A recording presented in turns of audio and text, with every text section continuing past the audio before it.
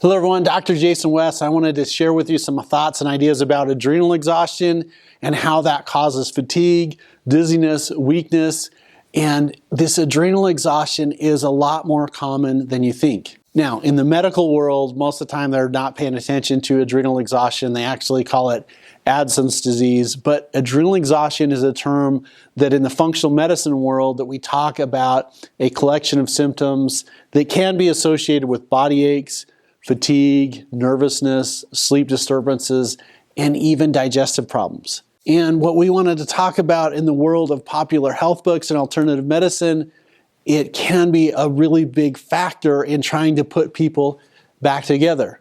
Now, one of my favorite ways to evaluate this is to do something called Ragland's test. Now, this simple, easy test was invented by a medical doctor named Dr. Ragland that literally just wanted to see what happens when we do a stress test to the heart, to the adrenals, and it measures your pulse rate and your blood pressure. So you take people's blood, you get them into a room, have them lay down, getting a resting blood pressure and pulse rate. Now, ideally, that should be 120/80, give or take, and the pulse rate ideally should be 60 to 90.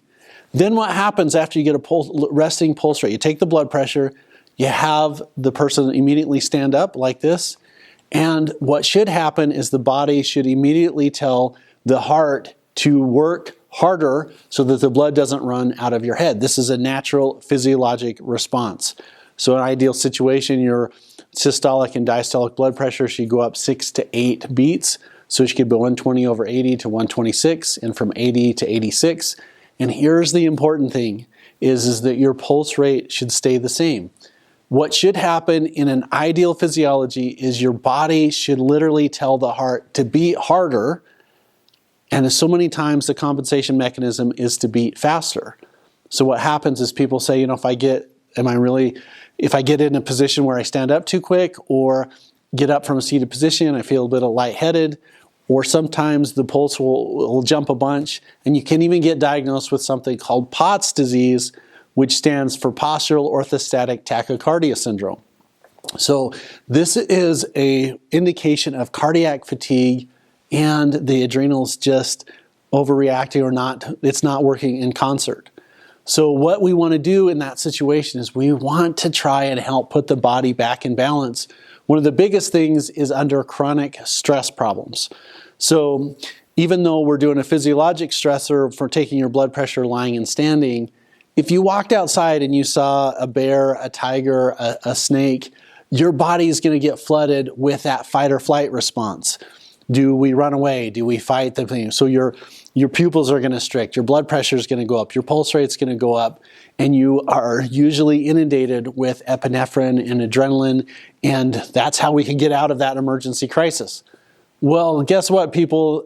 It doesn't always have to be a bear or a snake.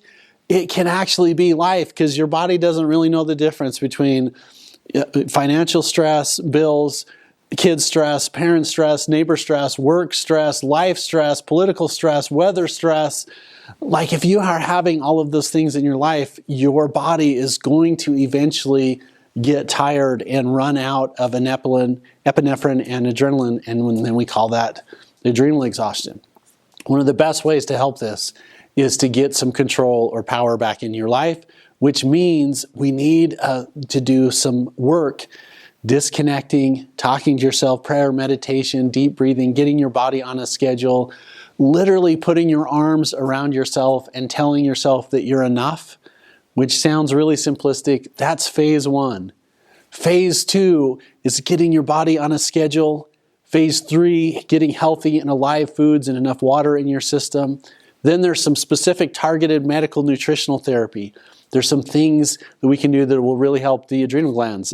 Zinc is a consideration. Magnesium is a consideration. Glandular extracts or advanced nutritional therapy with things that help your adrenal glands are a consideration. I love using literally the best ways to help the body to heal, which is your knife and fork, by using old proven nutritional things like heart is really healthy for you, organ tissues are healthy for you, some building blocks to put the power back into your heart are considerations. There's also some ways to help reset the nerve supply and the energy to the heart using acupuncture or acupressure. There's a wonderful German treatment called neural therapy where we can literally help the nerves to open and to close and to reset. We call it hyperpolarization, depolarization, repolarization. And if there's something that's in the blood, either from a poison or we have fungus, we have some type of poison coming from the outside, or a chronic infection, staph, strep, Epstein-Barr virus, that is making it so the nerve system isn't telling the heart what to do.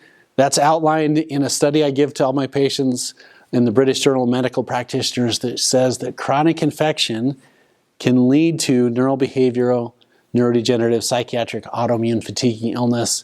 Those infections can hijack that system. So in some instances, we're looking at immune system stimulation. I like using vitamin C through intravenous routes, as well as minerals, magnesium, and zinc are considerations. But if you're faced with adrenal exhaustion, let's get power and order, structure in your life. Let's try and make sure we got all the building blocks, putting things into your body so that it can heal. Let's decompress stress as much as possible by having a stress outlet. Let's support those organs. And if there's an infectious component, let's work on getting your immune system to work. Those are some ideas about adrenal exhaustion. Dr. Jason West in the West Clinic. I'll see you guys on the next video.